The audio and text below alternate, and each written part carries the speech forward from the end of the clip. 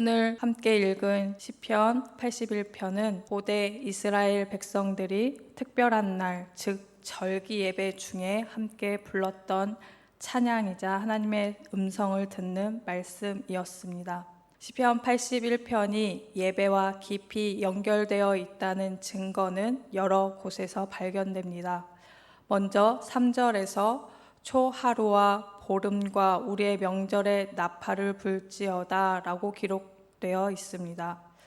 여기서 초하루는 유대력으로 7월 1일인 나팔절을 의미하고, 보름은 7월 15일부터 일주일간 이어지는 초막절을 가리킵니다. 시편 81편의 표제어는 아삽의 시 인도자를 따라 깃딘에 맞춘 노래입니다. 표제어에 나오는 깃딧의 뜻은 포도주 틀로 추정됩니다. 표제어를 통해 포도 수확 시기에 하나님이 한 해 동안 베풀어 주신 은혜를 기억하며 이 노래를 불렀음을 짐작할 수 있습니다. 나팔 소리가 온 성도에 울려 퍼지면 백성들은 일상의 분주함을 멈추고 하나님의 부르심 앞에 섰을 것입니다. 또한 1절과 2절 말씀에서 우리의 능력이 되시는 하나님을 향하여 기쁘게 노래하며 야곱의 하나님을 향하여 즐거이 소리칠지어다, 시를 읊으며 소고를 치고 아름다운 수금에 비파를 아우를지어다 라고 권면합니다.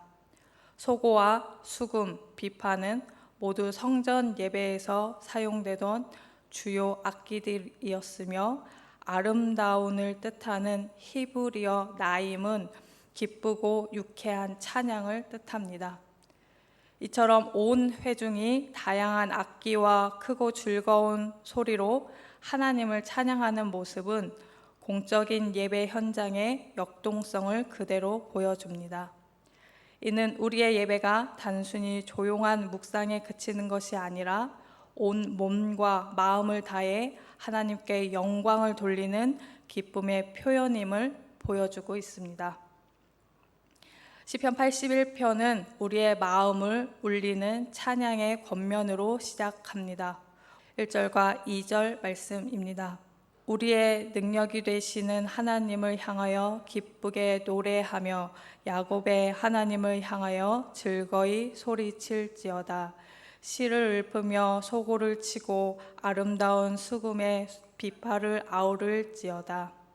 시인은 가장 먼저 우리의 능력이 되시는 하나님께 마음껏 소리 높여 즐거이 찬양하라고 권면합니다.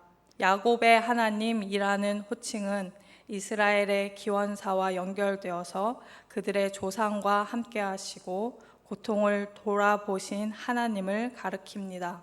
왜 하나님을 이처럼 크고 아름다운 찬양을 받으시기에 합당하신 분이실까요? 이어서 3절에서부터 5절 말씀이 이 깊은 이유를 설명해 주고 있습니다. 3절에서 5절 말씀입니다. 초하루와 보름과 우리의 명절에 나팔을 불지어다.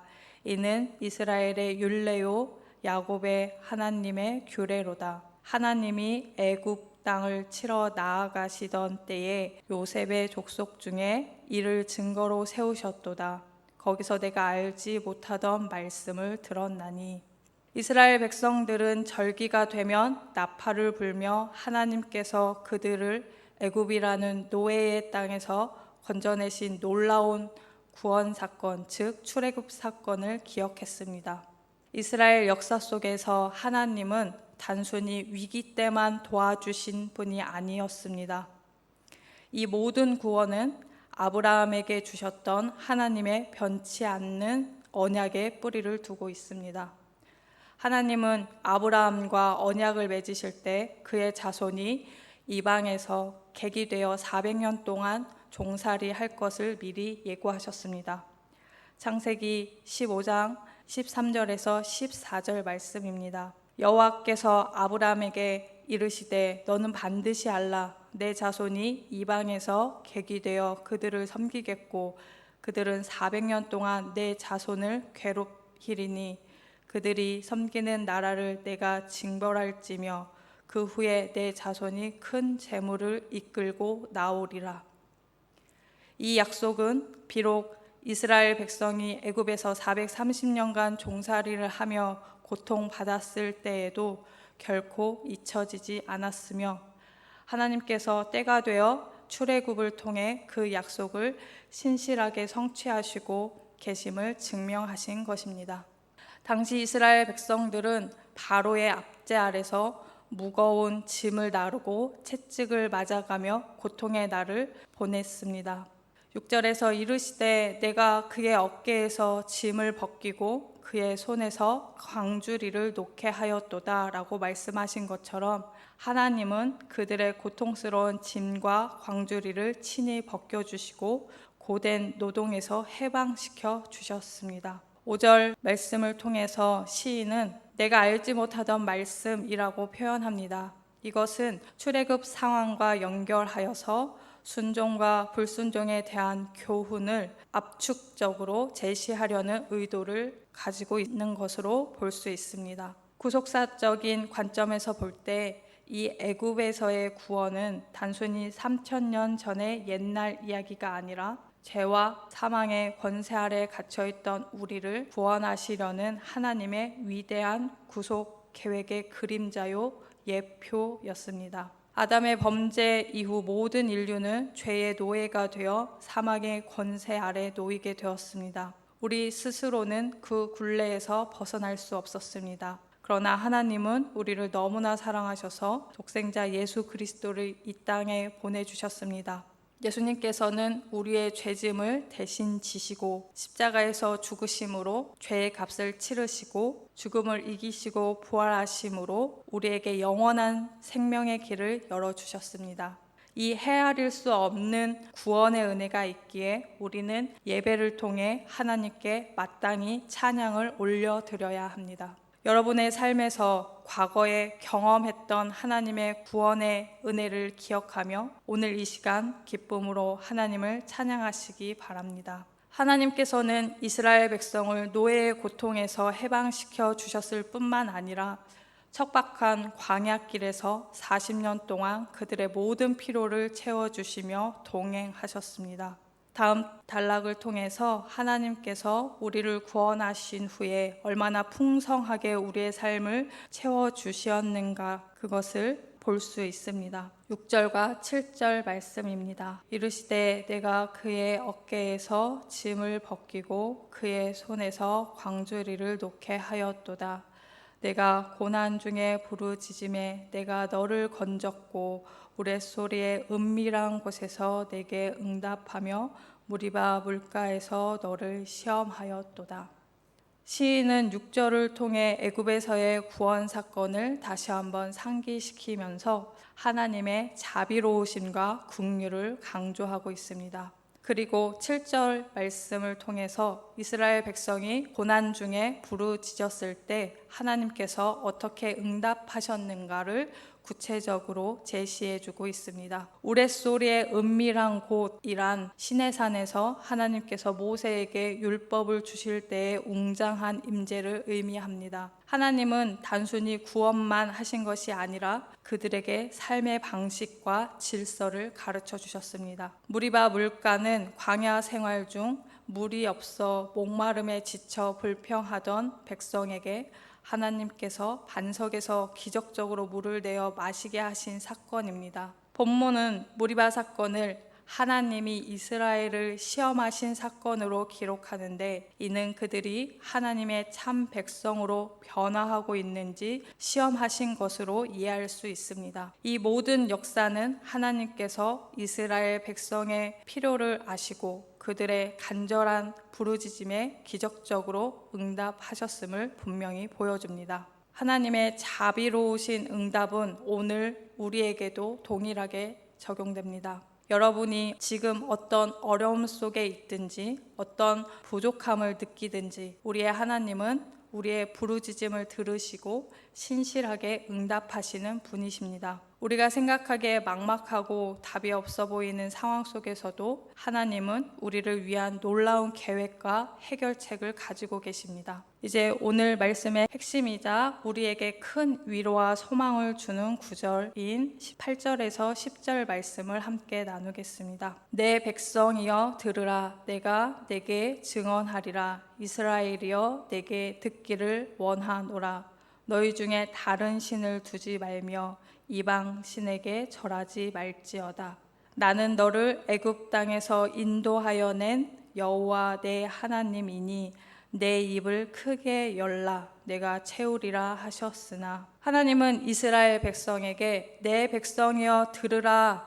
이스라엘이여 내게 듣기를 원하노라. 이렇게 강력하게 요청하시면서 가장 중요한 명령을 주십니다. 그것은 바로 너희 중에 다른 신을 두지 말며 이방신에게 절하지 말지어다 라는 것입니다. 이것은 십계명의 첫 번째 계명으로 유일하신 창조주 하나님 외에 다른 어떤 피조물이나 욕망도 우리의 삶의 주인이 될 수 없음을 말씀하십니다. 그리고 나서 약속의 말씀을 주십니다. 그것은 바로 내 입을 크게 열라. 내가 채우리라 하십니다. 이 말씀은 참으로 놀라운 약속이 아닐 수 없습니다. 마치 배고픈 아기가 엄마에게 입을 크게 벌리면 엄마가 맛있는 음식을 넣어주듯이 하나님께서는 우리가 우리의 필요와 간구를 가지고 나올 때 그 모든 것을 넘치도록 채워주시겠다고 약속해 주십니다. 여기서 입을 크게 연다는 것은 어떤 의미일까요? 단순히 물질적인 것을 달라는 요구만을 의미하지 않습니다. 이는 하나님의 말씀에 대한 갈망, 하나님의 지혜에 대한 갈망, 하나님의 사랑에 대한 갈망, 우리가 죄로부터 자유로워지고자 하는 간절한 마음, 우리의 영적인 모든 필요를 포함하는 것입니다. 우리는 우리의 삶의 모든 영역에서 하나님의 채우심을 구해야 합니다. 우리의 지친 마음, 상한 영혼, 부족한 지혜, 불확실한 미래, 이 모든 것을 하나님께 아뢰며 그분의 채우심을 구해야 합니다. 우리가 예배를 통해서 하나님께 마음을 활짝 열고 나아갈 때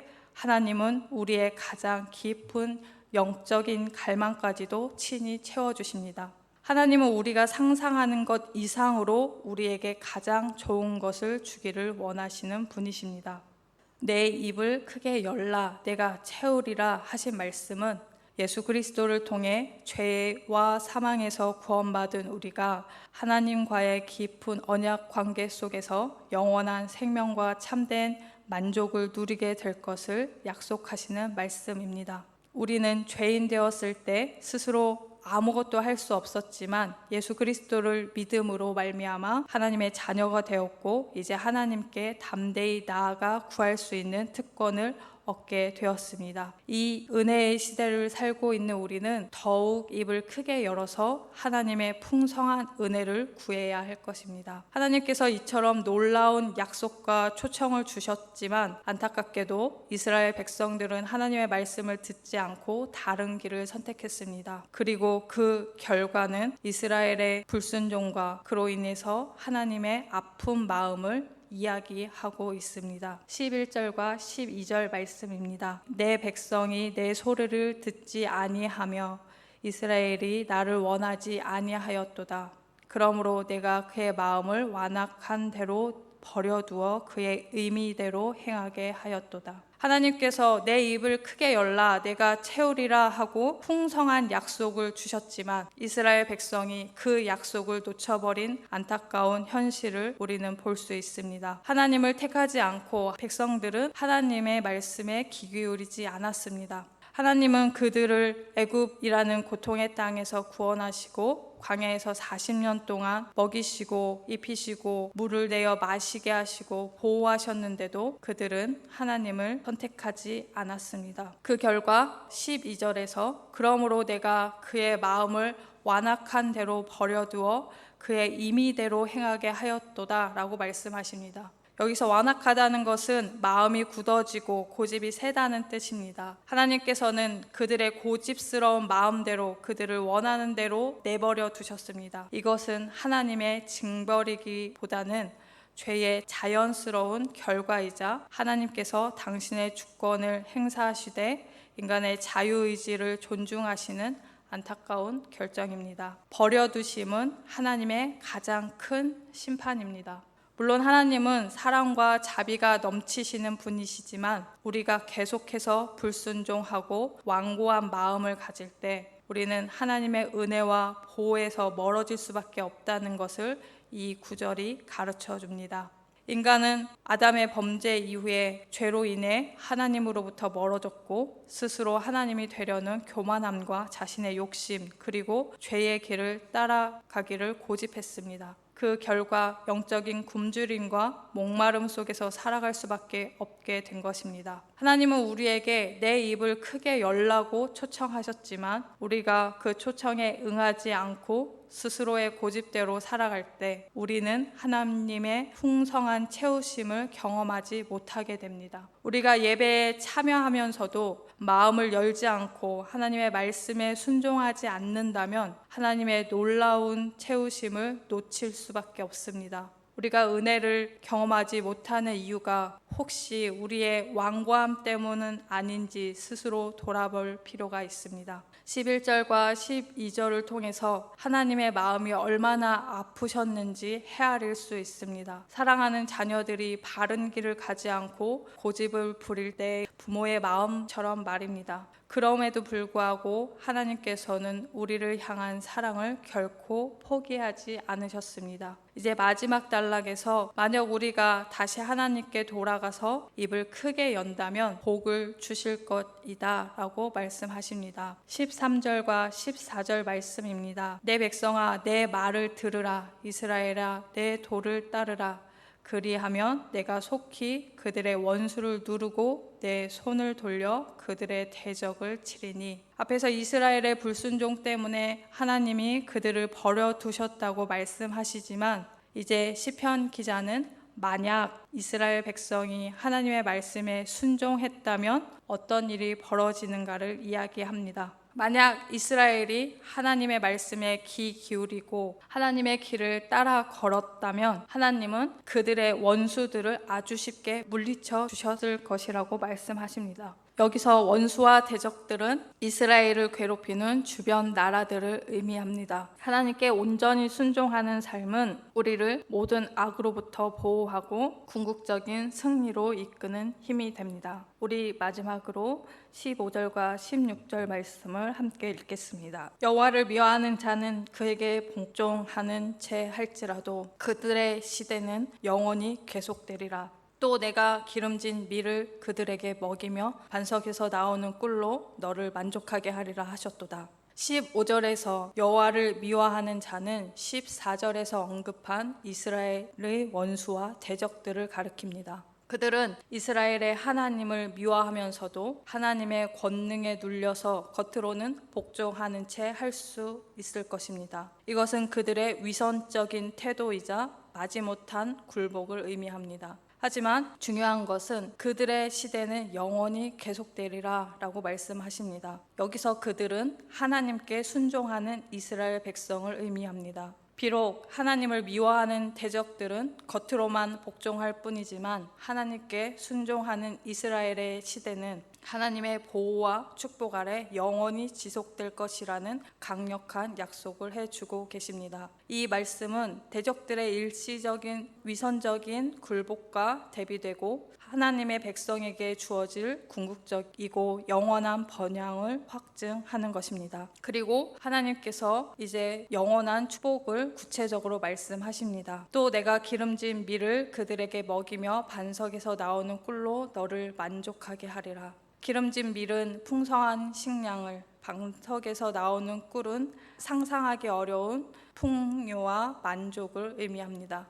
척박한 광야에서 마실 물이 없을 때 반석에서 물을 내어주셨던 것처럼 하나님께서는 우리가 상상할 수 없는 방법으로 우리에게 필요한 모든 것을 넘치도록 채워주실 것이라고 약속하십니다. 우리의 삶에 부족함이 없이 모든 것을 채워주시고 기쁨과 만족을 주실 것이라고 말씀하십니다. 우리가 예수 그리스도를 믿고 그분 안에서 하나님의 뜻을 구할 때 하나님은 우리의 영혼을 기름진 밀과 반석에서 나오는 꿀처럼 풍성하게 채워주십니다. 우리가 예배를 통해 하나님께 순종하고 우리의 입을 크게 열 때 세상이 줄 수 없는 참된 평안과 기쁨 그리고 영원한 만족을 주시는 것입니다. 오늘 우리가 함께 나눈 이 귀한 말씀을 마음에 품고 하나님의 사랑과 약속을 깊이 새기는 시간 되시길 축복합니다. 시편 81편의 고백처럼 날마다 예배를 통해서 하나님께 우리의 입을 크게 열고 하나님의 풍성한 채우심을 경험하며 살아나아가는 성도님들 되시길 축복합니다.